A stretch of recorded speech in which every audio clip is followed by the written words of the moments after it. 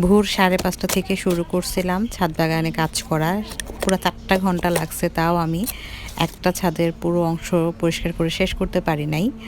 আর আরও একটা ছোট ছাদ রয়ে গেছে, ওইটাতে হচ্ছে পরে কাজ করব। আজকে মোটামুটি যে গাছগুলাতে প্রচুর পরিমাণ নিচের দিকে ডালপালা হয়ে গেছিলো, ওই ছোট ছোট ডালগুলা কেটে ফেলছি, কারণ এই ডালগুলোতে কিন্তু কখনো ফুল হয় না। উল্টো হচ্ছে যে এই ধরনের ছোট ছোট ডাল হইলে পুরো যে পুষ্টিটা ওইটা উপর পর্যন্ত পৌঁছায় না। আর এই যে দেখছেন ফাঙ্গাস হয়ে গেছে।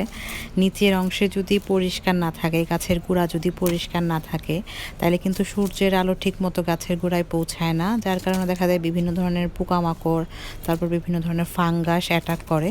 এতে গাছের শিকড়েও প্রবলেম হয়। তাই আস্তে করে এবার হচ্ছে সবগুলা নিচের দিকে মানে গোড়াগুলা পরিষ্কার করে দিচ্ছি।